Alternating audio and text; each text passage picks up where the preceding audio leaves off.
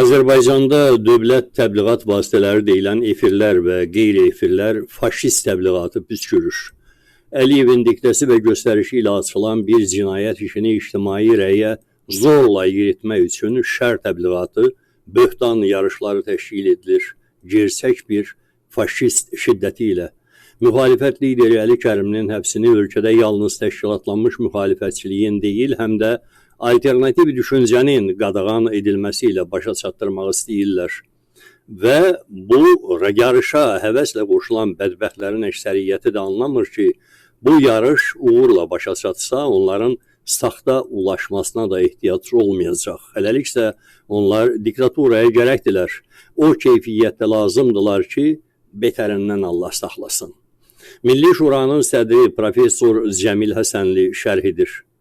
Xalq Cəbhəsinin sədri Əli Kərimlinin həbsi Milli Şuranın rəhbər heyətində təmsil olunan Gültəkin Hacıbəylinin Türkiyədə saxlanılması ilə bağlı dırnaqarası ümummilli böhtan kampaniyasını müşahidə etdikcə adam dəhşətə gəlir. Sən demə 37 bizdən heç də uzaq deyilmiş. Sən demə 37 bizim içimizdəymiş. Nə qədər qana insan talihlərinin məhv edilməsinə susayan adamlar varmış. Bunlar köhnə palan içi tökməklə hətta NKVD danışçılarını da ötüblər. Bunlar növbəsiz üzə durmaq üçün hazır hal şahidləri cildinə girmişlə hətta DTX-nı da kölgədə qoyublar. Əli Kərimlinin həbsi Azərbaycan cəmiyyətinin bütün paxırını aşdı, çoxlarının hələ NKVD çuxasını ehtiyatda saxladığını ortaya qoydu. Biri ekrandan iddia edir ki, Kərimli heç rus dilini də bilmir, digəri bir illik müharibə, hakimiyyət, hərbi əməliyyatlar dövründə KGB arxivinin açılmamasının hesabını sorur. Yaxşı, o bir ildən sonra Əliyevlər 32 ildir hakimiyyətdədir. Niyə tələb etmirsiniz KGB arxivinin açılmasını? Ən qabaqcıl Pribaltika Respublikalarından Estoniya KGB arxivini 2009-da, Litva və Latviya isə 2011 və 2014-cü ildə açdılar. Bir başqası deyir ki, Əli Kərimli gündüz müxalifətçilik edir, axşam gedib Ramiz Mehdiyevlə görüşürmüş. Daha birisi iddia edir ki, Əli Kərimli Ramiz Mehdiyevlə bir binada yaşayırmış. Üçüncü birisi hətta Əli Kərimlinin İranla əlaqələrini üzə çıxarır. Dördüncüsü iddia edir ki, Xalq Cəbhəsində Əli Kərimlinin müavinləri gedib izahat verməlidirlər.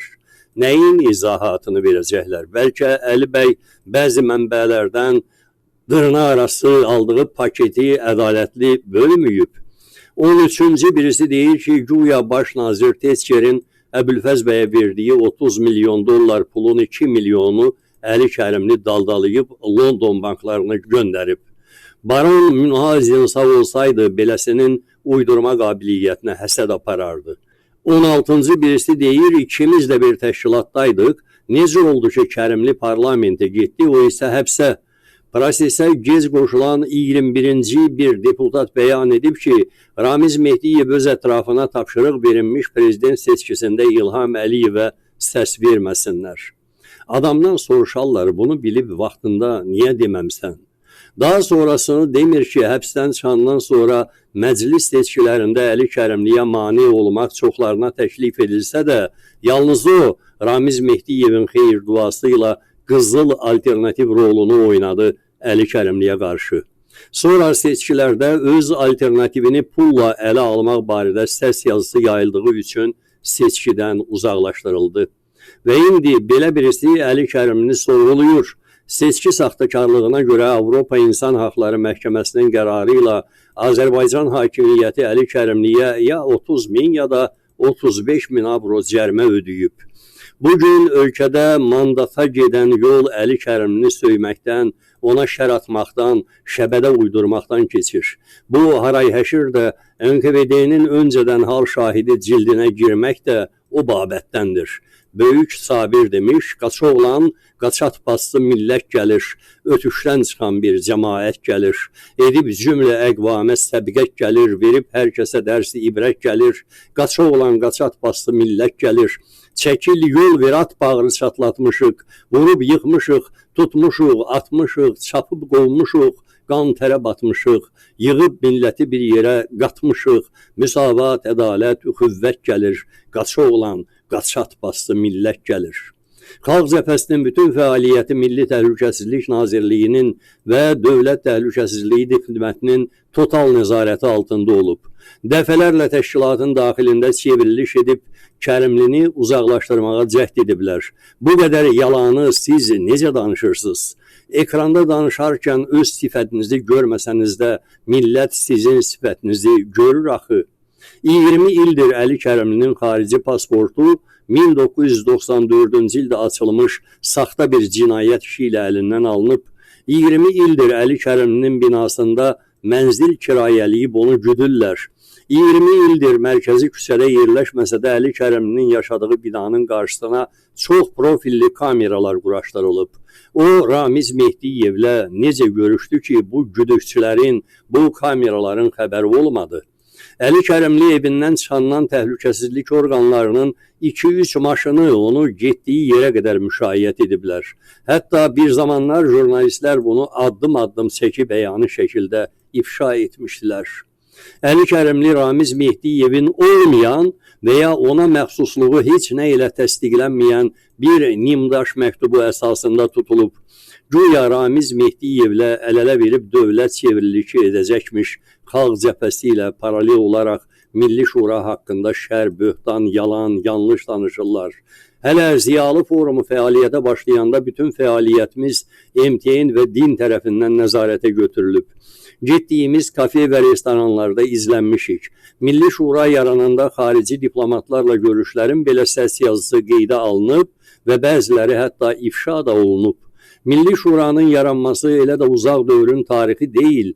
Əgər həmin dövrün qəzetlərinə diqqət yetirilsə, hər şey mətbuat səhifələrində var. Ümumiyyətlə, Milli Şura yaradılandan 2013-cü ilin iyun ayından ta 2016-cı ilin mart ayında böyük qardaşı Maqsud İbrahimbəyovun dəfninə qədər Rüstəm İbrahimbəyov Bakıda olmayıb. Milli Şura ilə bağlı danışdıqlarınız uydurmadır. Milli Şuraya qarşı ilk çıxış edən Ramiz Mehdiyev olub, Əli Həsənov və digər rəsmi şəxslər olub. Hakimiyyətin nəzarətində olan mətbuat, ali məktəblər, hökumət yanlısı olan təşkilatlar məhz Mehdiyev tərəfindən Milli Şuraya ondan əvvəl Ziyalı Forumuna qarşı səfərbər olunub. 2007-ci ilin iyun ayında oğlum Vüqar avtomobil qəzasında həyatını yitirəndə Bakı şəhər icra hakimiyyəti onun Qurd qapısı məzarlığında dəfn olunmasına razılıq vermişdi. Bu işə baxan adam bizi aparıb məzar yerini göstərəndə əl telefonuna zəng gəldi. Çəkilib bir tərəfə danışdı və pörtmüş halda bildirdi ki, prezident aparatından zəng edib burada dəfn olunmağa razılıq vermədilər. Ramiz Mehdiyev bundan artıq daha hansı pisliyi etməli idi mənə? İndi siz nə üzlə Milli Şuranı Ramiz Mehdiyevə bağlamaq istəyirsiniz? Bütün fəaliyyəti ərzində Milli Şuranın rəhbərliyində təmsil olunanlar təhlükəsizlik orqanları tərəfindən total nəzarətə götürülüb. Yaxşı xatırlayıram, biz rayonlara gedəndə Bakıdan MTN-in maşını ardımızca düşür, Əli Bayramlıda şəhər MTN-in şöbəsinə təhvil verir, şöbə də qarşıdakı rayona qədər müşayiət edib növbəti şöbəyə təhvil verirdi.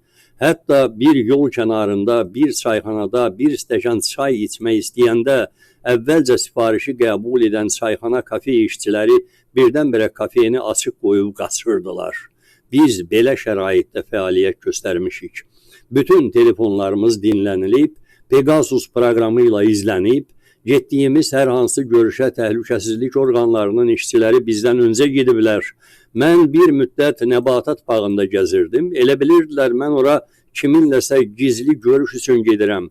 Bağda bir tanış rast gələndə 2-3 dəqiqə dayanıb hal-əhval tutanda müxtəlif istiqamətlərdən gizlin şəklimizi çəkirdilər. Bir dəfə belə hadisə ora gəzməyə gələn rəhmətlik Heydər Bünyadovla, o Ziya Bünyadovun oğludur. Ayaq saxlayıb görüşəndə də olmuşdu. Kol-kosun içərisindən gizli şəklimizi çəkmişdilər. Hətta bunu Heydər görmüşdü. Bizim bütün görüşlərin, toplantıların, sessiyaların stenoqramları elə həmin gün MTN-də olurdu.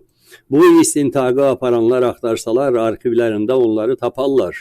Dağa daşa düşməyə, əfsanələr uydurmağa ehtiyac yoxdur. Bax, bu qədər çıxış edənlər, böhtan əyirənlər, şər qarışdıranlar, niyə soruşmur axı Rusiya prezidenti Putini dünyanın bir nömrəli siyasətçisi adlandıran İlham Əliyev, hər kvartal Azərbaycandakı Rus məktəblərinin hesabatını Putinə verən İlham Əliyev, Ukraynaya hücumdan 2 gün əvvəl Rusiya ilə hələ bu gün də qüvvədə olan ittifaq bəyannaməsini imzalayan İlham Əliyev, bir il əvvəl Narışkinlə sistemdən kənar, yəni Xalq Cəbhəsi və Milli Şuraya qarşı hesab etdikləri Azərbaycan müxalifətinə qarşı birgə mübarizə aparmağa razılıq verən İlham Əliyev, ölkəni Ramiz Mehdiyevin idarəçiliyinə verən İlham Əliyev olduğu halda sən demə Mehdiyev üzərindən Rusiya vasitəsilə dövlət çevrilişi etmək istəyən Əli Kərimli Gültəkin Hacıbəyli imiş. Rusiyadan orden medalları alan özləri, amma günahkar Əli Kərimli və Gültəkin Hacıbəyli görünür vaxtıyla universitetin hüquq fakültəsində dərs deyən Mustafa müəllim Quliyev bunlara yaxşı məntiq dərsi deməyib. Amma tanınmış vəkil namizəd Səfərov Mustafa Quliyevdən əla qiymət almışdı, onu da məntiqi yaxşı bildiyinə görə həbs etdilər. Bu təbliğatın dediyim kimi yalnız Əli Kərimliyə qarşı deyil, həm də alternativ düşüncəyə qarşı olduğu göz önündədir. Fürsətdən istifadə edib Azərbaycanlıların ictimai şuurunda və yaddaşında alternativ təşkilatlanmış model kimi həkk edilən Xalq Cəbhəsinə qarşı da föhüş və hədyanlar yağdırmaqdadılar. Bu qara güruh dəstəsinə də gənc tarixçi alim Ceyhun Nəbi cavab verir. Son günlər Azərbaycan Xalq Cəbhəsini ləşkələmək, ona çamur atmaq, qara yaxmaq və gözdən salmaq üçün yarışa giriblər. Əlinə qılınc alan, dili söz tutan, boynundakı zəncirləri müxtəlif yerlərə bağlı olanlar heç dayanmaq istəmirlər. Payızın bu soyuq gecələrində qarnınızın ağrısı nədir, ay başına döndüklərim? Mirzə Cəlil demiş, ay mənim müsəlman qardaşlarım. Bəs bizim bu müsəlman qardaşlar iddia edirlər ki, Azərbaycan Xalq Cəbhəsini KGB yaradıb, müsəlman qardaşların bir o qədəri də iddia edir ki, Azərbaycan Xalq Cəbhəsinin Azərbaycanın azadlığı uğrunda mübarizədə heç bir rolu olmayıb, bir o qədəri də bütün görülən işləri görməzlikdən gəlir, hətta həyasızca o proseslərin içərisində olmuş adamları da allatmağa cəhd edirlər. Yeşunda bütün məsələ aydındır. Azərbaycan Xalq Cəbhəsini ləkələmək, gözdən salmaq, təlimatla danışanlara, işləyənlərə göstəriş gəlib ki, dayanmayın, əlinizə nə keçdi bu payız gecələrində tulluyun Azərbaycan Xalq Cəbhəsi tərəfə. Azərbaycan Xalq Cəbhəsi meydanda və Azərbaycanın azadlığı uğrunda mübarizədə dağınıq olan fikirləri, mövqeləri, maraqları ortaqlaşdıran və təşkilati formaya salan bir birlik idi. Ümumiyyətlə bütün Azərbaycan tarixini gözdən keçirsək, tərkibi bu qədər geniş bir təşkilat tapmaq qeyri-mümkündür. Bu səbəbdən qara yaxmaq üçün, ləkələmək üçün kifayət qədər arqumentlər tapıla bilər, amma ana özülü məqsədi ləkələmək qeyri-mümkündür. Çünki ana məqsəd Azərbaycanın azadlığı, onun ərazi bütövlüyünə qarşı planlanan çirkin oyunları dəf etmək idi. Bu təşkilatın tərkibi kifayət qədər Azərbaycan ziyalılarından ibarət idi, hansı ki onların bir çoxu Azərbaycan Xalq Cəbhəsinin ilkin, kör-təbii özünü təşkil edən Varlıq, Çənlibel, Alimlər Klubu və digər mədəni sosial təşkilatlardan gəlirdilər. Amma onların hamısını birləşdirən, siyasi forma verən, eyni məqsəddən çıxış etməsi üçün iradə ortaya qoyan Azərbaycan Xalq Cəbhəsi idi. Azərbaycan Xalq Cəbhəsinin necə çətinliklə yaradıldığını o dövrdə bu işdə çalışmış insanlar daha yaxşı bilir. Canını, ailəsini, bütün varlığını ortaya qoymuş adamları kukla zənn etmək, bütün əxlaqi və mənəvi dəyərləri ayaq altına atmaqdır. Dövrün tarixini doğru və dürüst şəkildə tədqiq edənlər bilir ki, Azərbaycan Xalq Cəbhəsi Azərbaycan xalqının istəkləri əsasında qurulmuşdur və onun iradəsinin təşkilatı ifadəsi idi. 1989-cu ilin iyul ayının 16-sında Azərbaycan Xalq Cəbhəsinin təsis konfransı Ağamalı Sadiq Əfəndinin 8-ci mikrorayondakı mənzilinin həyətində keçirilib. Konferansın işində Azərbaycanın 30 rayonundan məşvərətçi səslə 240, səs vermə hüququ ilə 196 nəfər iştirak edib. Ağamalı Sadiq Əfəndinin Bakının 8-ci mikrorayonundakı evi AXC-nin mətbu redaksiyasının rəsmi onsuz da qərargahı mövcud deyildi. Qərargahı elan olunmuşdu. Bu ev AXC-nin bir çox sonraki nəşrləri kimi bülletenlərinin də redaksiyasına çevrilmişdi. Ağamalı Sadiq Əfəndinin oğlu Nofəl Əfəndi müsahibələrinin birində bildirirdi. Hələ meydan hərəkatı dövründə AXC rəhbərliyi 8-ci mikrorayondakı evimizin nömrəsini 61-26-42-ni AXC-nin redaksiya komissiyasının qərargahı elan etmişdi. FV, ÇP və digər bütün qəzetlər bu evdə müzakirə olunar, səhifələnər, lazımi materiallar fədakar insanların köməyi ilə toplanıb nəşrə hazırlanardı. Demək olar ki, 5 otaqlı evimiz mənzil qərargahıdır və bura gələn qonaqların çay süfrəsini həmişə anamız təşkil edirdi. O, böyük məclislər yola salmışdı. AXC idarə heyətinin iclasları da burada mütəmadi keçirilirdi. Elan olunmuş ev telefonumuza təhdid və provokasiya xarakterli zənglər də olurdu. Hətta bir neçə dəfə anam dəstəyi götürdükdə yığışdırın o qəzetləri, yoxsa sizi öldürərik, məhv edərik ifadələri ilə təhdid olunmuşdu. Ağır təhdidlər altında çalışmış bu adamların əziyyətinə qiymət vermək lazımdır. Onsuz da onların əziyyətinə mütləq tarix öz qiymətini verəcəkdir. İnanın ki, heç kəsin gücü çatmaz onların təmiz məqsədlərdən doğan əməllərini başqa mənalarda təqdim etməyə. Bəli, yanlış addım atanları da, kimlərəsə uyanları da oldu. Amma bütün bunlara rəğmən Azərbaycan Xalq Cəbhəsinin təmiz adına çamur yapışmaz. Azərbaycan Xalq Cəbhəsi Azərbaycan xalqının cəbhəsidir. Bizim başqa cəbhəmiz də yoxdur.